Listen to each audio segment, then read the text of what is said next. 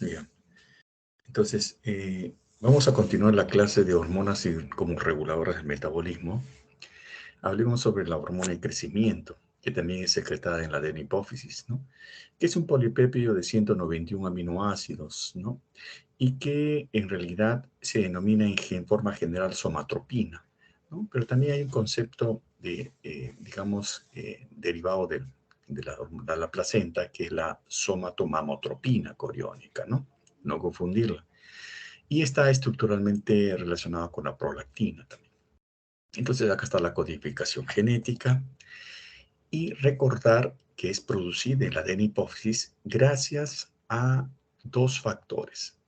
El factor liberador de hormona de crecimiento, que es la que estimula, y el factor inhibidor de la hormona de crecimiento, que es la somatostatina. En base a esos dos factores se produce más o menos la cantidad de hormona de crecimiento. Esta sale, ¿no?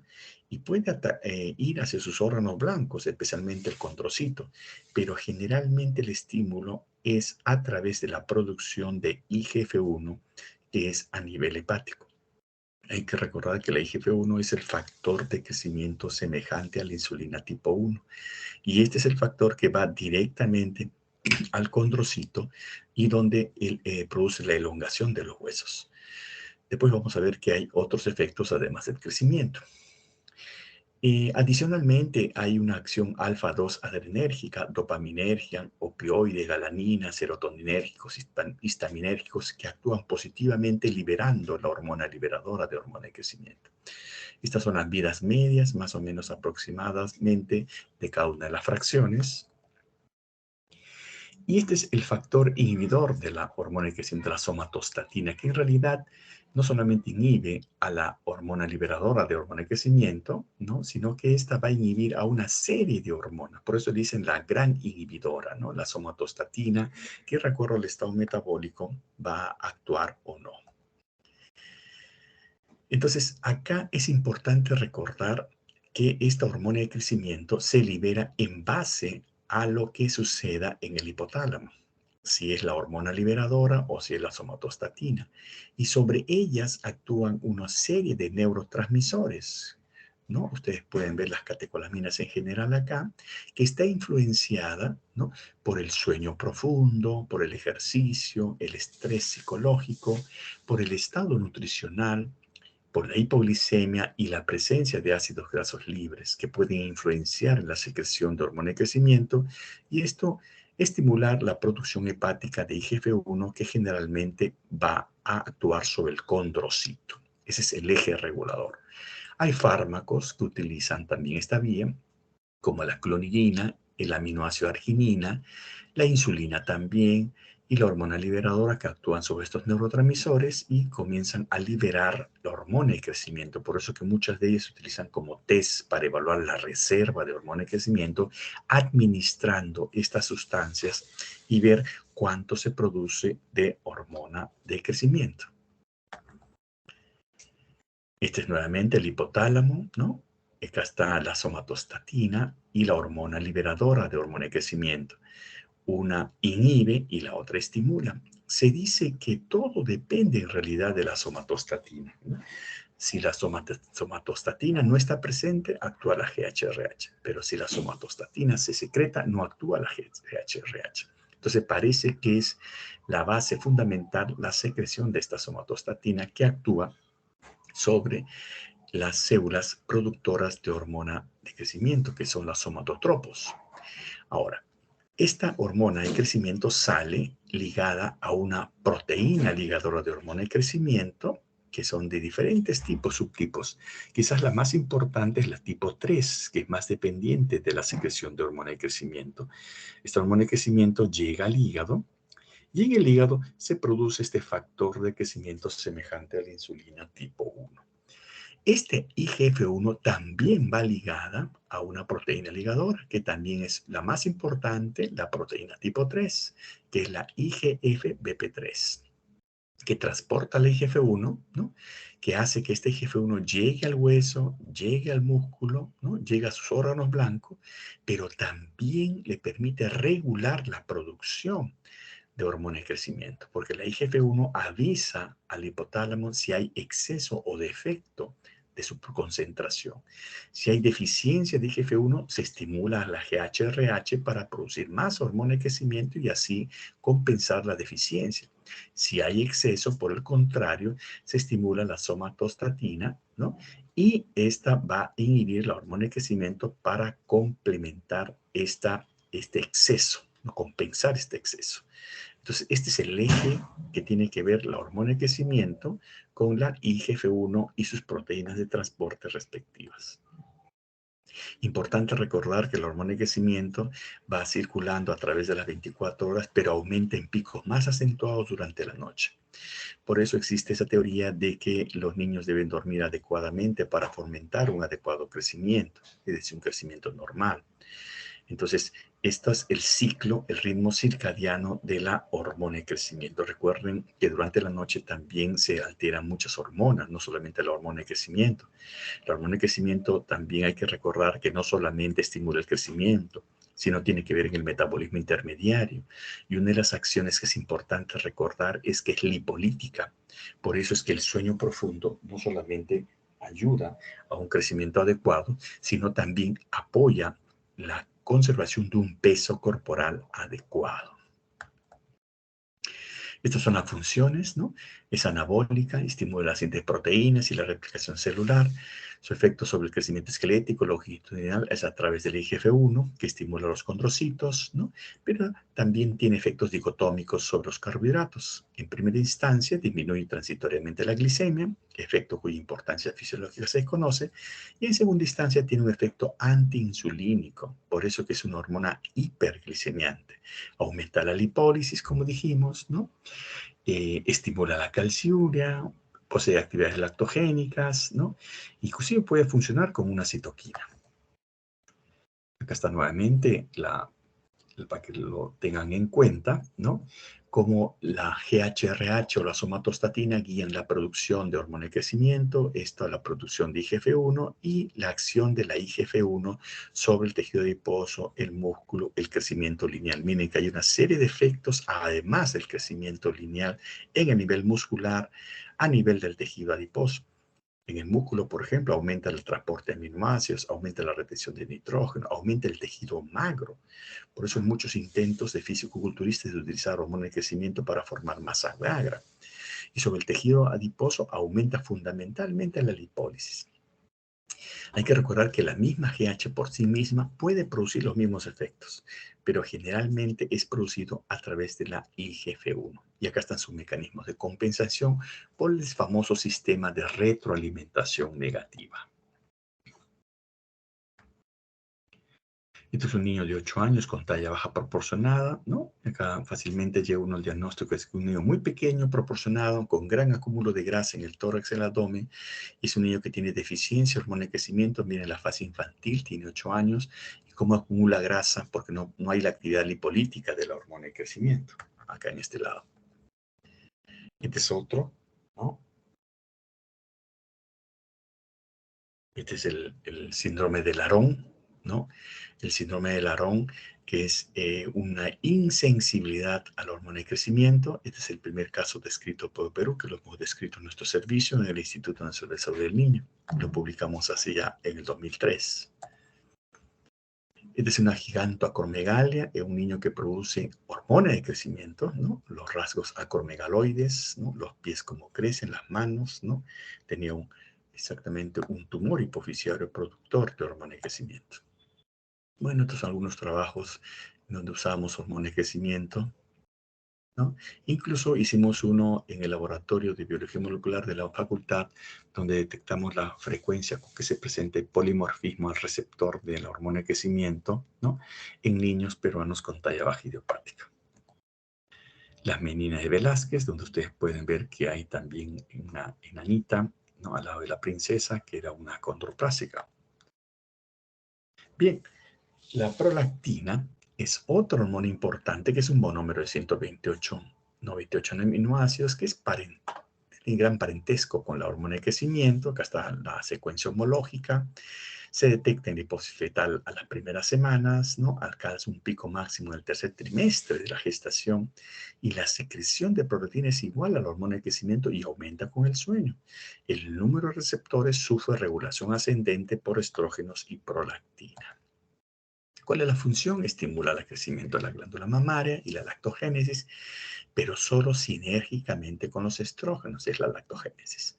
Aumenta la producción de timulina, suprime la liberación de GnRH, por eso es que puede la hiperprolactinemia producir anomalías del ciclo menstrual.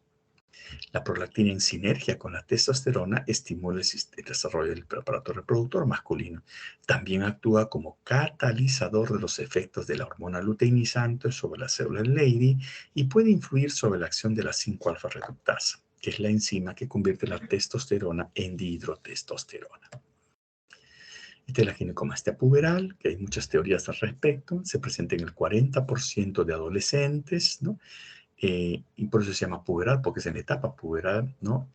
Es un crecimiento transitorio, quizás por mayor sensibilidad de receptores a este nivel, en esta etapa de la vida, ¿no? Y que es de una condición benigna. Hasta Tutankamón tuvo ginecomastia cuando ascendió al trono. Bien, ahora revisemos las hormonas de la neurohipófisis, ¿no? Una de ellas es la hormona antidiurética.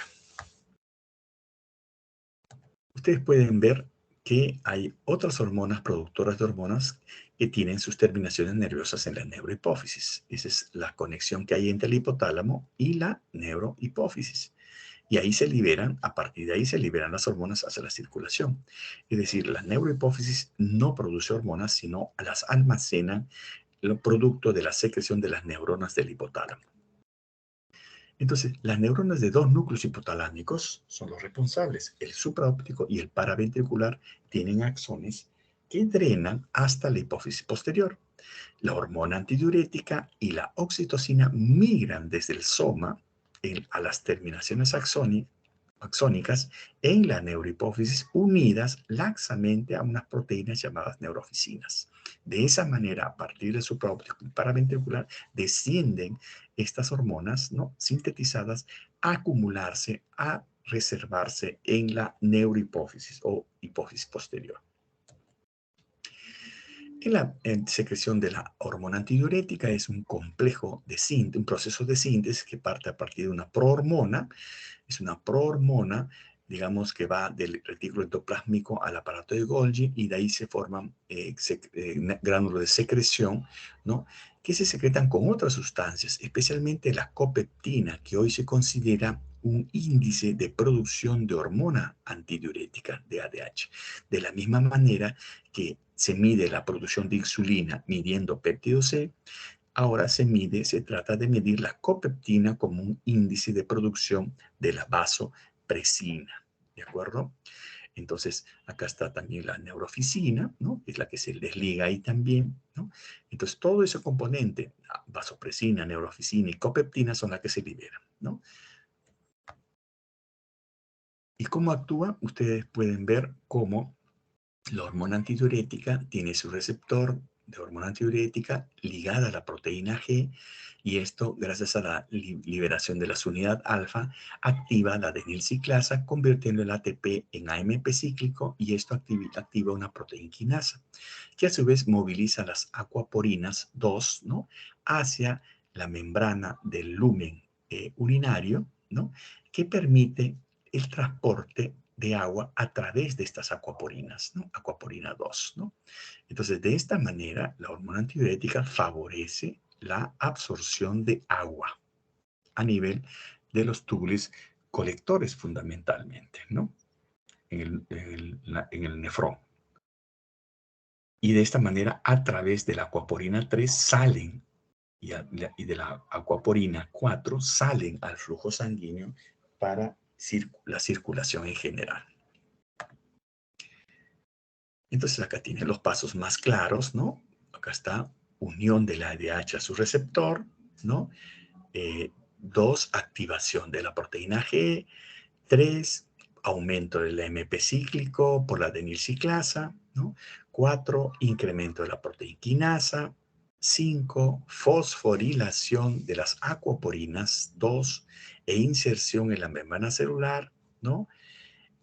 6, acá ustedes pueden ver también en forma paralela, aumenta la expresión de la acuaporina 2. O sea, no solamente las activa, sino también aumenta la síntesis, ¿no? Y 7, la reabsorción de agua, ¿no? Y 8 es el agua es removida hacia el intersticio, ¿no? Y salen a través de 9 de la acuaporina 3. Entonces ahí están todos los pasos.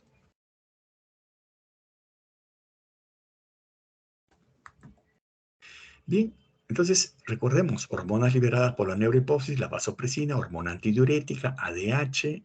¿Cuál es la función del ADH? Retención de agua, reducción de la diuresis, es su efecto principal, especialmente a nivel de los túbulos renales, el túbulo colector fundamentalmente. Y tenemos también un efecto vasoconstrictor, ¿no? Hay un efecto vasoconstrictor por parte de la ADH.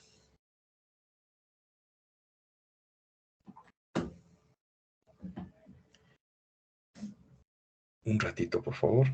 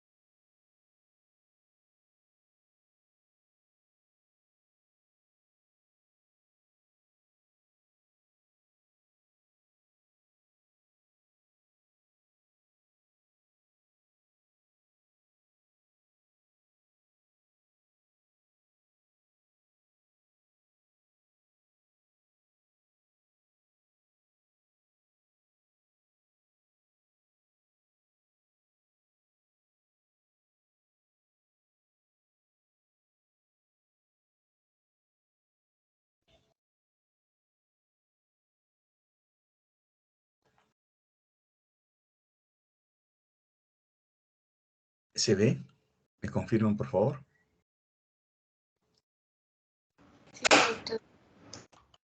¿Sí? Sí, doctor. Sí, ya, listo. Entonces, como les decía, además tiene un efecto vasoconstrictor la hormona antidiurética. Esto es muy importante.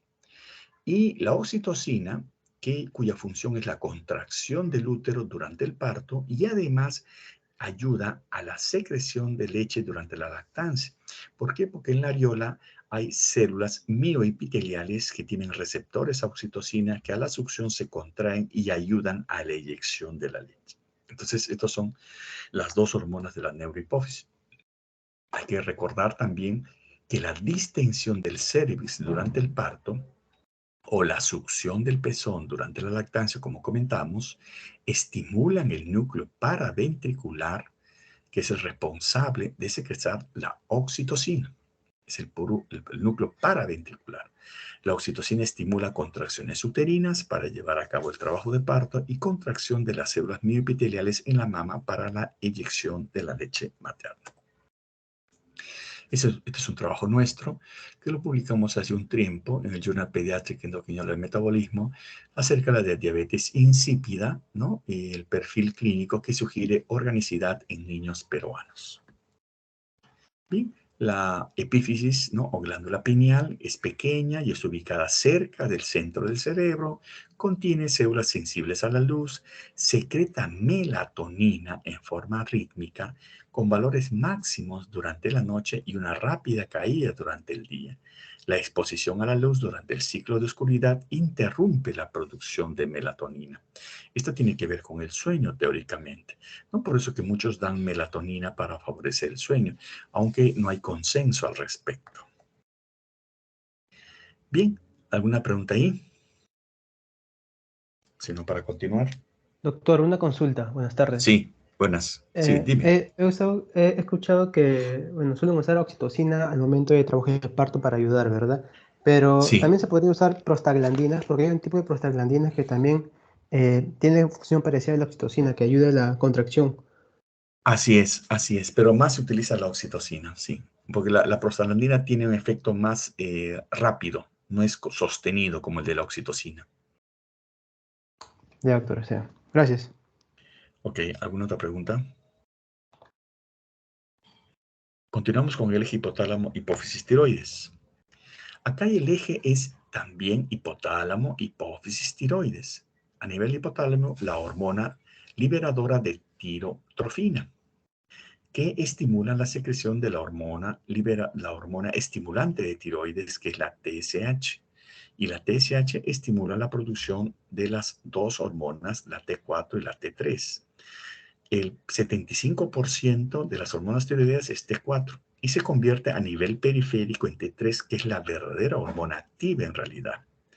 Lo que pasa es que esta tiene una vida media corta, en cambio la T4 es más prolongada y puede servir como reserva circulante. La TRH es el único estimulador fisiológico de la TSH y además puede provocar mayor secreción de prolactina.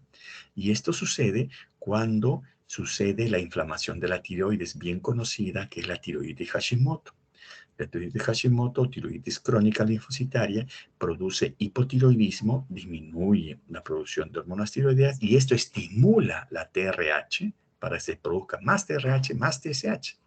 Y al producir más TRH, secreta más prolactina y dentro de las manifestaciones de hipotiroidismo no solamente están las clásicas ligadas a hipotiroidismo, sino la ligada al exceso de prolactina. ¿Cuál es? La producción de leche. Es decir, en las mujeres hay galactorrea, puede haber piel seca, piel pálida, estreñimiento, todo lo que es un hipotiroidismo. Pero además en las mujeres, en este cuadro de hipotiroidismo, puede haber galactorrea y trastornos del ciclo menstrual. Ese es un ejemplo como uno, conociendo estos fundamentos, ¿no? Uno puede explicar lo que sucede en el paciente. La glándula tiroidea desciende, se forma en la base de la lengua y de ahí por un foramen se hunde a través del conducto del tirogloso hacia su lugar habitual. ¿De acuerdo?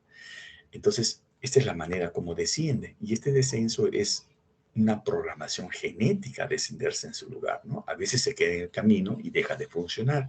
Eso es lo que se llama la tiroides ectópica, que es causa de hipotiroidismo congénito.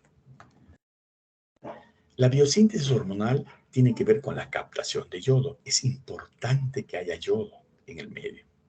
La captación de yodo permite que este yodo se oxide, ¿no? Por la peroxidasa tiroidea, permite la iodinización de los residuos de tirosilo de la tiroglobulina, el acoplamiento de los residuos y formación de yodotironinas, la proteólisis de tiroglobulina y secreción hormonal y la deiodinación intratiroidea. Este es el ejemplo más claro, ¿no? En donde el yodo se incorpora, ¿no? Por un sistema de acoplamiento con el sodio, una especie de symporter, sodio-yodo, que permite que el yodo se incorpore, ¿no? Y esto permite que este yodo se oxide y comienza la conjugación y la formación de hormonas tiroideas, pero sobre un sustrato. ¿Cuál es el sustrato? El sustrato es la formación de la tiroglobulina, sobre el cual se realiza la conjugación y la liberación de las hormonas tiroideas. Acá está otra vez la TSH, entonces estimula a través de la proteína G, ¿qué cosa? La entrada de yodo, o sea, activa el symporter yodo-sodio, 1. 2, la TSH a través de la proteína G estimula la síntesis de tiroglobulina, una proteína sobre la cual va a suceder todos estos mecanismos de yodación de las tiroglobulinas. Y por otro lado, la TSH, mediante la proteína G, también estimula la formación, ¿no? De las hormonas tiroideas, ¿no? Para que se liberen. Entonces ustedes pueden ver cómo es el papel importante de la TSH por un lado, el papel importante de que haya yodo para la formación de hormonas tiroideas, ¿no? Y la formación de tiroglobulina, el sustrato sobre el cual suceden todas estas fases de formación de hormonas tiroideas. El mecanismo de acción de estas hormonas tiroideas es a través del núcleo, porque sus receptores son nucleares. Al interactuar con su núcleo, hacen transcripción génica, traducen un ARN mensajero y ocasionan síntesis de proteína que provocan una alteración en el metabolismo de acuerdo al tipo de célula. El yodo entonces es importante. Hubo una época en el Perú que había deficiencia de yodo y como no había yodo, ¿no? No había producción de hormonas tiroideas, ¿no? Y como no había producción de hormonas tiroideas, había producción de TRH y TSH. Y eso provocaba que la tiroides aumentara de tamaño. Y eso es lo que se llama bocio. Bocio es la palabra que indica aumento del volumen de la glándula tiroidea. Y cuando el aumento de la glándula tiroidea es ocasionado por deficiencia de yodo, ese es un bocio endémico por deficiencia de yodo. Y así ocurría en los años 70. Felizmente, gracias hoy en día a la sal yodada que consumimos, no tenemos ese problema.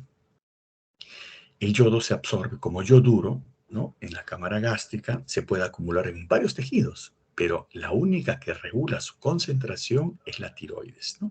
Se puede acumular en el estómago, se puede acumular en el hígado, en el riñón, incluso en la glándula mamaria lactante, pero la única que regula su concentración es la glándula tiroidea a través de la TSH, como hemos visto.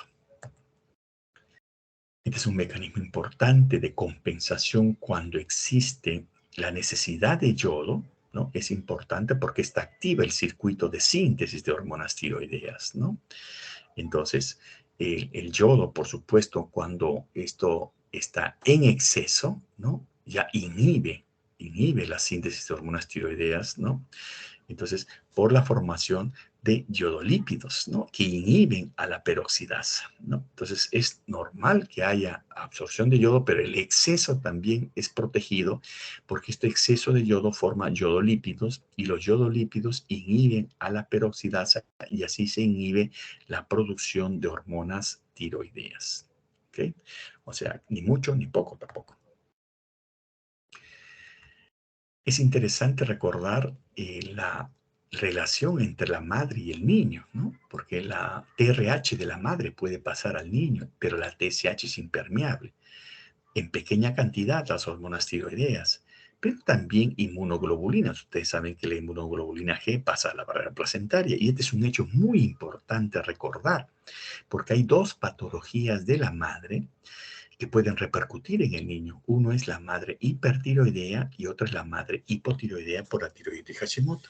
En ambos casos se secreta una inmunoglobulina tipo IgG. En el caso del hipertiroidismo es una IgG tipo estimulante y en el caso del hipotiroidismo una IgG inhibitoria. Entonces, pero ambas pueden pasar la barrera placentaria y afectar la tiroides fetal dependiendo quién pase. Si es la IgG estimulante o la inhibitoria, puede producir, ¿no? Hiper o hipotiroidismo congénito que va a ser transitorio porque la IgG dura solamente 3 meses, más o menos, la vida media. También recordar que hay drogas que pasan la barrera placentaria, por supuesto, y que afectan la función tiroidea fetal. Interesante esto de la influencia de las hormonas tiroideas en la adaptación del niño. El niño tiene que adaptarse al ambiente extrauterino y una de las cosas que tiene que hacer es regular su propia temperatura, porque adentro está cómodo como un hotel 5 estrellas, pero cuando sale al ambiente externo, tiene que aprender a regular por sí mismo la temperatura. ¿Y quién es el que hace este despertar de esta regulación? Las hormonas tiroideas, que cuando el niño nace, 30 minutos después, la TSH se eleva en pico, la TSH, ¿no? Y al elevarse en pico, eleva más la T4 y eleva la T3. Es como una oleada de hormonas tiroideas que permite regular la temperatura. ¿Por qué? Porque las hormonas tiroideas influyen o estimulan las proteínas desacoplantes en la cadena respiratoria. Esto que implica que al estimular las proteínas desacoplantes, como su nombre dice, desacopla más la fosforilación oxidativa disminuyendo la producción de ATP y aumentando la liberación de calor y por lo tanto aumentando la temperatura. Esto es muy importante en el caso de la adaptación del niño al nacer. La oleada de hormonas tiroideas. Bueno, estas son algunas publicaciones nuestras también con respecto a hipotiroidismo, ¿no? O el hipotiroidismo, alguna crítica que hicimos al tamizaje nacional también publicado en esta revista de salud pública, ¿no? Y algunos reportes que hemos hecho también con alumnos de la facultad, ¿no? Como la señorita Lisette Guzmán, bueno, ahorita es médico ya, Lisette debe estar trabajando en algún lugar del Perú. Este es un niño con una niña con hipotiroidismo clásico, la facies abotagada, los párpados neohinchados, la macroglosia, la lengua grande, ¿no? Entonces, esta es una facies hipotiroidea. Acá también ve la fase hipotiroidea, hipotónica, con hernia umbilical, ¿no? Es un niño diagnosticado tardíamente a los 3 meses. Se supone que debe ser diagnosticado antes de los 21 días para no comprometer el potencial intelectual. Porque si no, miren, a los 5 meses están con estrabismo y no sostienen bien la cabeza. Ese es un problema no de diagnóstico, porque antes inclusive los diagnósticos llegaban cuando tenían el niño 1 año de edad con gran retardo, ¿no? Felizmente esto ha disminuido, pero todavía no llega a ser el diagnóstico como debe ser a través solamente del tamizaje neonatal que se hace en todo recién nacido. Porque el desarrollo cognitivo se compromete. Esta es una publicación en la revista chilena de pediatría de nosotros, también con una exalumna de vida real, ¿no? Y que nos dice claramente la importancia del diagnóstico antes de los 21 días para mejorar el potencial, el desarrollo social, cognitivo y psicomotor. Esta es una niña que tuvo la suerte que su tiroides ectópica siga funcionando, pero llega un momento que deja de funcionar y comienza a disminuir la producción de hormonas tiroideas, aumenta la TRH, aumenta la TSH y esto aumenta el volumen tiroideo, pero es una tiroides ectópica, ¿no? En realidad es causa de hipotiroidismo congénito, por eso se le llama hipotiroidismo congénito de presentación tardía. Y desaparece después de dar hormonas tiroideas, si ustedes se dan cuenta. Esta es la tiroides sublingual, se quedó en el camino, pero siguió funcionando y luego comenzó a crecer. Esta es una enfermedad de Graves, neonatal. Le pasó a la madre la IgG estimulante, porque la madre era hipertiroidea, ¿no? Y miren el oftalmos. Y la tiroides que también está aumentada de tamaño. Este es otro caso con la llamada facies de pánico, clásica del hipertiroidismo neonatal. Y luego van mejorando poco a poco. Esto no es problema de tiroides, es problema de tragoides, ¿no? Es muy importante el aporte de calorías, es bien difícil definir la obesidad en los 2 primeros años de vida, sobre todo cuando tienen lactancia materna y producen una gran adiposidad. Ahora se comprende un poquito más al tejido adiposo. En este caso, quizás sea un tejido adiposo que se está formando para ayudar a regular su metabolismo a largo plazo cuando este niño llega a ser o esta niña llega a ser adulta. Las hormonas tiroideas están ligadas a la globulina ligadora de tiroxina en un 75%, pero también puede estar ligada a la albúmina o la prealbúmina. La T4 tiene 10 veces más afinidad por la proteína de transportadora que la T3, por eso que es una reserva circulante. En cuanto al metabolismo de las hormonas tiroideas, se metabolizan por conjugación en el hígado, el riñón, por desaminación y descarboxilación, formando derivados de ácido acético, propiónico, por acción de las enzimas mitocondriales, o de repente por rotura del enlace, la tironina es rota por su puente de oxígeno, o por deyodación, enzimas que catalizan la deyodación de T4 y yodotironina deyodasas, ¿no? 1, 2 y 3. ¿Cuáles son los efectos? Son los procesos sobre los procesos de crecimiento, diferenciación, desarrollo, efectos metabólicos, termogénicos, como hemos visto, hidromineral, de síntesis y degradación de carbohidratos, proteínas y lípidos. En el sistema nervioso central, sobre todo en la organización estructural del cerebro, la gliogénesis, mielinización y desarrollo de la sinapsis y en la síntesis del factor de crecimiento neuronal. Sobre el crecimiento y maduración esquelética, actuando sobre el cartílago de crecimiento y sobre la hipófisis, regulando la hormona de crecimiento. Entonces, este es un cuadro que resume los efectos fisiológicos de las hormonas tiroideas sobre los órganos diana o los órganos blancos para que lo tengan más claro. Interesante también la respuesta de las hormonas tiroideas al estado nutricional. Cuando hay desnutrición, disminuye el metabolismo. Entonces, por lo tanto, teóricamente debe disminuir las hormonas tiroideas, que son las que estimulan el metabolismo. Y eso es lo que sucede en la desnutrición. Disminuye la globulina transportadora, se provoca una mala absorción de yodo, disminución de la captación de yodo, hay defectos de la organificación del yodo, disminuye la T4 y además disminuye la producción de T3, formándose a partir de la T4 sobre todo una T3 reversa, que es una T3 inactiva. De tal manera que en el desnutrido se puede observar una T4, una T3 baja, que no estimulan a la TSH. Entonces la TSH puede estar normal o un poquito baja, pero con hormonas periféricas bajas. Eso es parte de la adaptación que se denomina homeoresis en el desnutrido y que hace pues que la termogénesis esté disminuida, haya un consumo de oxígeno menor, que se conserve la energía y que se conserve la proteína para que el individuo subsista durante el estado de desnutrición. ¿Preguntas? ¿Preguntas? Bien. Y vamos avanzando con la paratormona, la famosa PTH, un péptido de 84 aminoácidos, que en realidad su fijación al receptor es del aminoácido 25 al 34. ¿Cuáles son las funciones de la paratormona? Homeostasis del calcio, cambios más rápidos ocurren a nivel renal y los más prolongados a nivel del hueso, ¿no? Y hemos hablado esto acerca de la vitamina D también.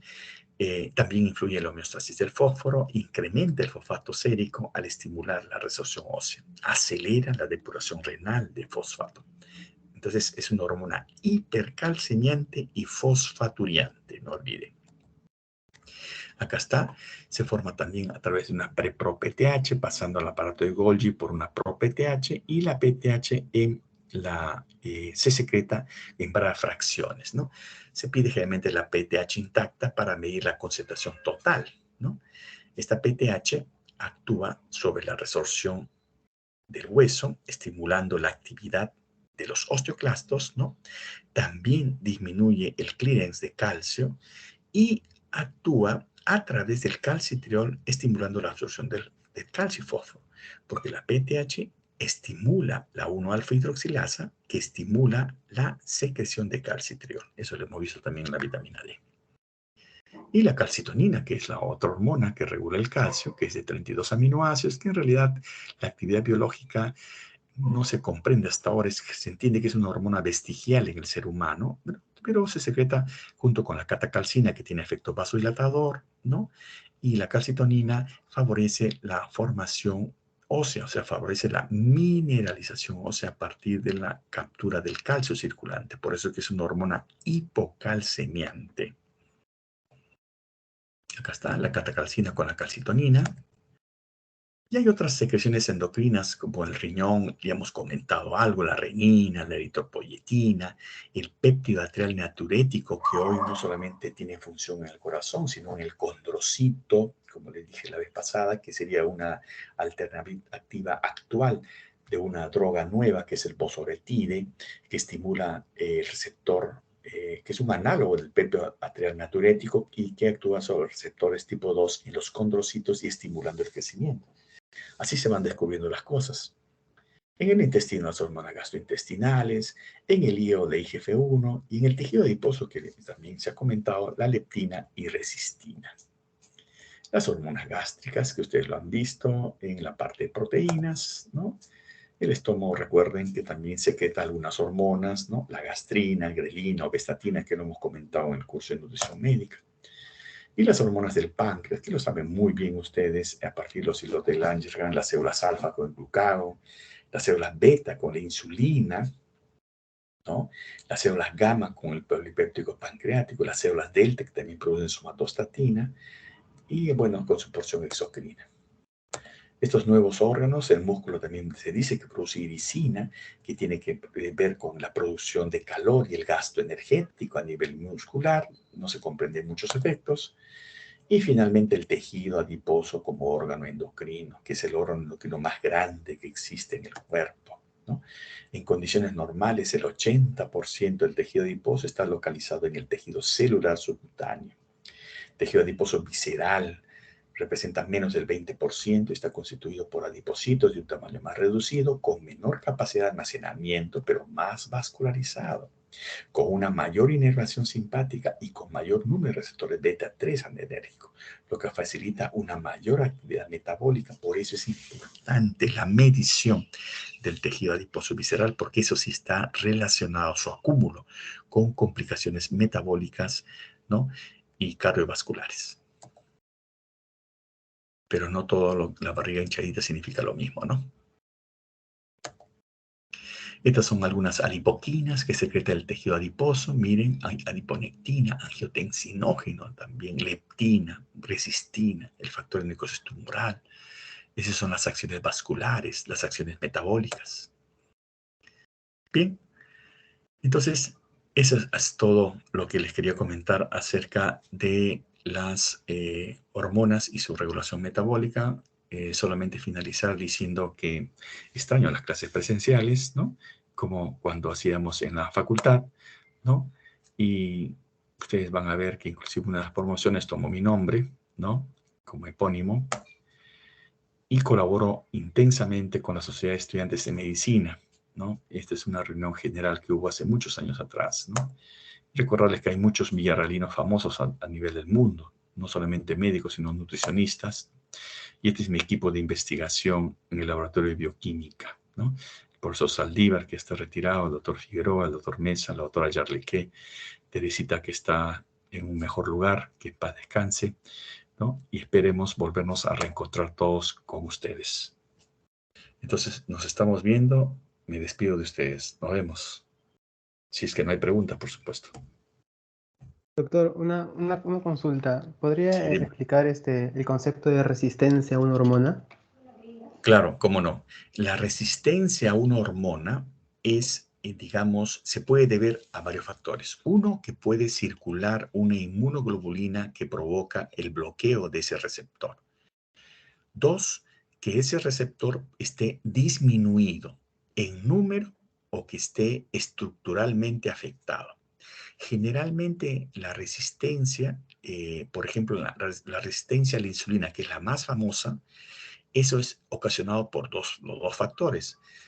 Por la presencia de citoquinas que se liberan a partir de la grasa visceral y que bloquean el receptor de insulina, y porque el tejido adiposo responde disminuyendo los receptores de insulina ante la hiperinsulinemia, gracias a esa regulación en baja, recuerden, de los receptores que explicamos al comienzo, ¿no? Esos son ejemplos clásicos. Doctor, ¿y la acantosis nigricans, que es característico al inicio de los síntomas de un paciente que va a generar diabetes, es por la resistencia a la Sí. insulina? Sí, o sea, no es directamente la causa, pero sí hay una asociación estadística y epidemiológica que a mayor presencia de acantosis nigricans, mayor resistencia a la insulina. En esto incluyen también mayor circulación de IGF-1, ¿ya? Porque hay que recordar que en el obeso hay mayor producción de IGF-1, ¿no? Y hay menor producción como respuesta a la hormona de crecimiento, ¿no? O sea, es algo inverso a lo que sucede en el desnutrido, donde disminuye el IGF-1 y aumenta la hormona de crecimiento. Entonces, pero la ligación es más estadística, ¿no? Uno puede decir que la acantosis nigricans es un signo indirecto de resistencia a la insulina, así como es el incremento de triglicéridos y la disminución de HDL, así como lo es el incremento del perímetro abdominal. Entonces, cuando ustedes tengan un paciente obeso en la cual haya acantosis nigricans, que en el perfil de lípidos esté aumentado los triglicéridos, disminuye el HDL, ¿no? Y que tenga un gran perímetro abdominal, ese paciente ya tiene resistencia a la insulina desde el punto de vista clínico.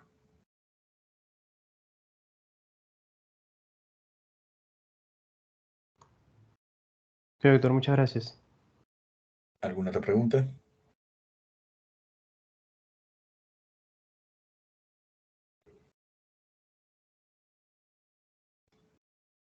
¿No hay preguntas?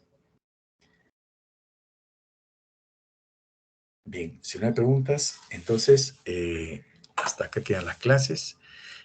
voy a mandar las preguntas a la profesora Guadalupe, ¿no? Y nos estaremos viendo en cualquier momento, ¿sí? ¿Ok? Ahora sí, me despido formalmente de todos ustedes. Nos vemos. Gracias, doctor. Gracias. Gracias, doctor. Muchas gracias, doctor.